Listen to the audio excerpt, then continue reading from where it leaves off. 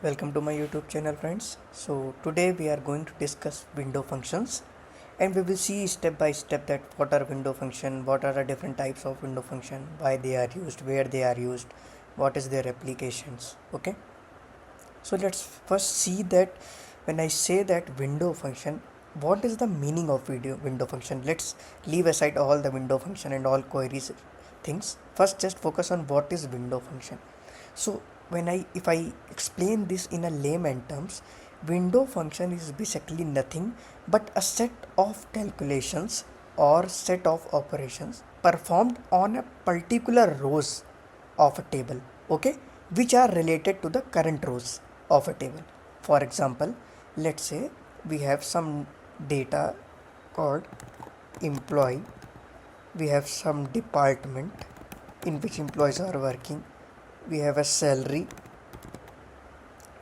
of the employee in different departments. Okay, so let's say what I want from my data is, let's say tomorrow HR comes to you and HR asks you ki, hey, can you please give me the highest or the lowest salary belonging to the finance department or tech department or any other department. So basically when I say that I want the salary of a particular employee, let's say maximum salary or average salary or minimum salary, okay, or let's say the sum of a salary of a particular department on in this table. So particular department means when I'm talking that okay, I need only analytics of the finance department. Okay, what does that mean?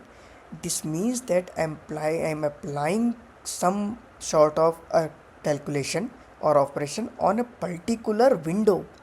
When I say that finance department or a particular department, it refers as the window here.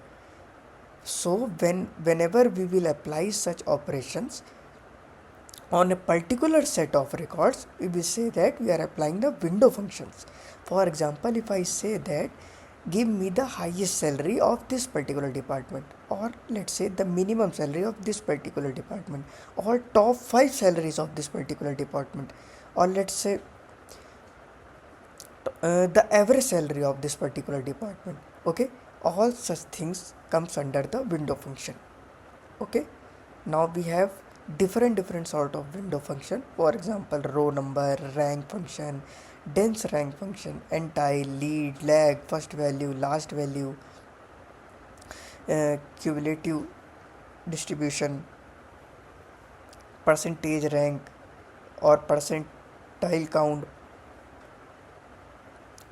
or average, sum, minimum, maximum, all these function. Okay, so we will see one by one. We will discuss half of the function in this part 1 video, and we will see the rest of the function in part 2nd video. Okay, so this till 8 we will discuss now, and the next 8 we will discuss in the next video. Okay, so let's see what is row number first. Okay, this is our point of discussion first. Okay, so let's say what is a row number.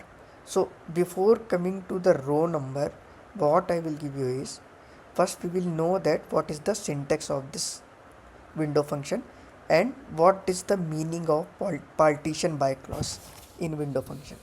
So first try to see this.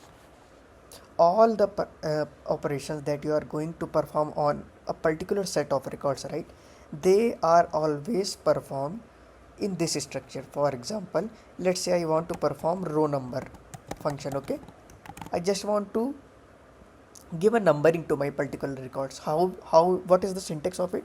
So the syntax of it is row number over, please see this carefully. Okay, this syntax is very important to understand.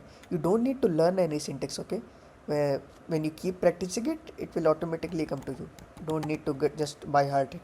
So what I am doing is row number over partition by, let's say, department, and order by salary descending.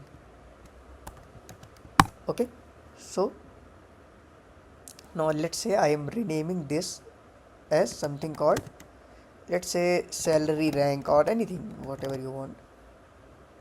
So what does this function do? partition by department, order by salary descending. That means,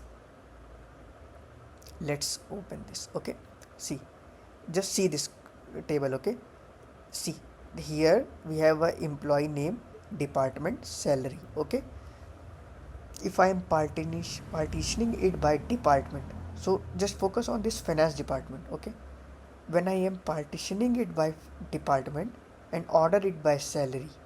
Okay, see, finance department 50,000, finance department 50,000, finance department 20,000. When I use a row number function using partitioning it based on the department, so this becomes my one partition. One particular department becomes my one partition. Okay, so how it will operate?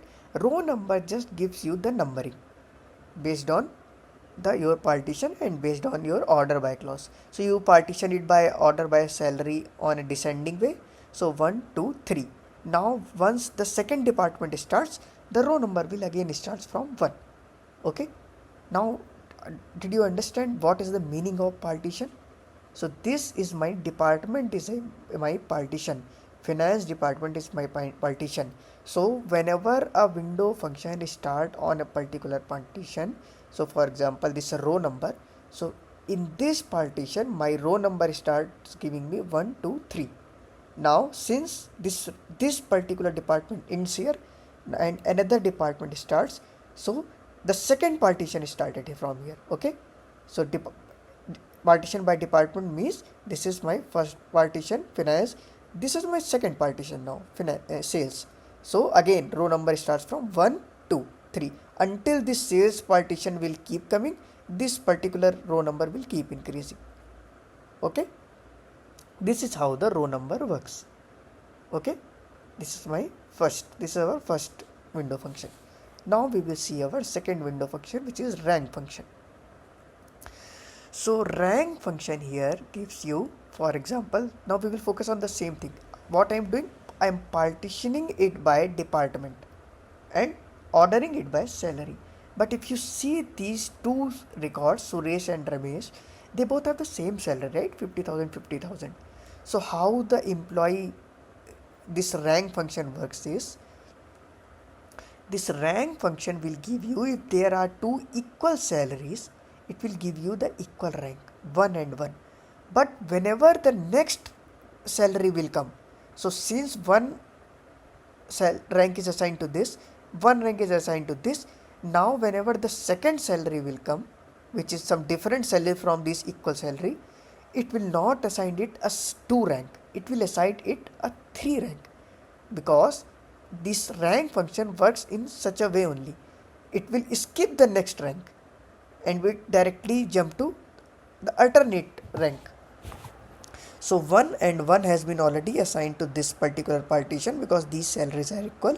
So now whenever next salary will come in the same department, it will assign it a 3 rank. Okay, not 2. Now if you see, another partition starts, the sales salary. Now here, since this is 30,000, this is 20,000, the salaries are different.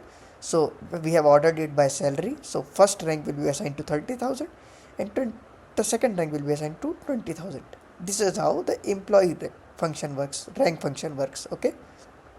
Always remember that this is a very, very important interview question, almost asked in each and every interview related to data analyst, business analyst, SQL interview question, database developer question, any data domain profile you apply. This is a very, very, very common question asked. And it is not that this is very tough question or this is something else. This question is very easy, but what the interviewer is trying to check is trying to check your fundamentals are clear or not. Okay, now let's say what is dense rank function. So see, you have saw this row number function, then rank function, and then what does the dense rank function does is, there is no difference in rank and dense rank, except what you saw that wherever the next rank comes, for example, first rank is assigned to 2 salaries, right? First rank will be assigned to 2 salaries here as well. But in rank function, it actually skips the second rank, right? And directly moves to third rank. But that's not the case in the dense rank function. Dense rank function will go to the second rank only. It will not skip any rank basically. So if two particular person have equal salaries in a particular department, it will assign the equal rank. But the second different salary, whichever it will be, right, it will assign the very next rank only. It will not skip the next rank like in a rank function, right? This is the core crux of these row number, rank and dense rank. Do practice this question. Do understand the application of this particular question, because this is quite often asked. Okay, so don't forget to like practice this types of problems. The next window function is entile function. So what does the entile function do? It divides the result set into a specified number of groups and assign the bucket number to each row. So just by reading it, you can guess that it is just making a particular bucket, a set of particular buckets. So let's see how it works. Okay, so let's say we have a ID, okay, from 1 to 10. What I want to do is I want to divide my IDs, let's say 10 IDs, into equal number of buckets.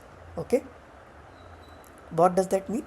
That means if I have a 10 ID and I am dividing into entile function of 2, so how many clause will be created? 5, right? Because I am creating it in 2 equal partition. Okay, but what will be the case when we have not divisible by 2 clause? For example, this 10 is there, right?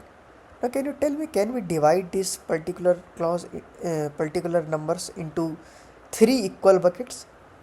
Can we divide it? We cannot divide it, right? Because if we have 9 till 9, 1 to 9 IDs, right, we can equally divide it into 3 particular buckets, 3 to 6 and 7 to 9, right? But since we don't have equal number of buckets, we have 10 IDs. So if I am applying a entile function of 3 in this case, what it will do is 3 equal buckets we want to make. So whenever the equal buckets are not possible and there is a difference of 1 extra bucket, how does the entile function works is, it will first take the first 4 IDs from here, then 3 IDs and then 3 IDs. This is how it will partition it. Okay, first 4, then 3 and then another 3, and the first bucket must have a 1 additional row basically. So if you see that group number, we are dividing all these buckets into group number. So 1 1 1 1 has been assigned to these 4, then 2 2 2 has been assigned to these 3, and 3 3 3 has been assigned to these 3. So entile 3 works in this fashion. You can see that. That's why I'm doing a color coding as well, so that it is easier to identify for you. Okay, you don't face any difficulty. But what if we have 9 only? So it will simply assign 1 1 1, 2 2 2, 3 3 3. But since we don't have an equal number of buckets in which we can divide this bucket into 3, so the first bucket will have the larger number, 1 large number, okay, 1 additional number, and it will come first, then the second will come second, and the third will come last. Okay, like this the entile function works. Now let's see what is the lead and lag function. Okay, so this lead and lag function is a very important. Okay, this is very important. Always remember, lead and lag function, always like those people who are a bit experienced and have almost 1.5 year to 3 years of range of experience, they are often asked questions related to lead and lag functions. So do focus on is lead and lag function. Okay, so please try to understand what is actually the meaning of lead and lag function. People don't understand basically. So let's say we have a seller's data. Okay, seller's data says that this particular seller have sale value 7,000, this particular seller have sale value this particular seller has sales value this. Okay, so when I say that lead, when I am applying a lead function on my sale value, lead function on my sale value. Please don't forget, okay? When I'm applying lead function on my sale value, so what is the procedure of it? I will apply lead function on sale value and increment it by 1. Okay, this is how it works over either partition by if we are partitioning, or we can just order it by sale value. Okay, if there is particular partition is required, then we can do that as well.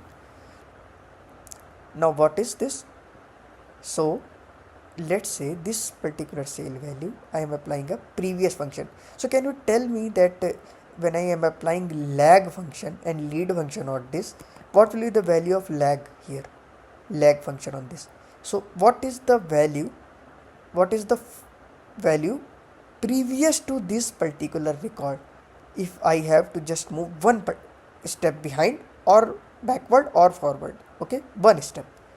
So if I am applying a lead function with an increment of 1 or a lag function with an increment of 1, so that means that lag function will be applied on this sale value, which will point out to the previous value.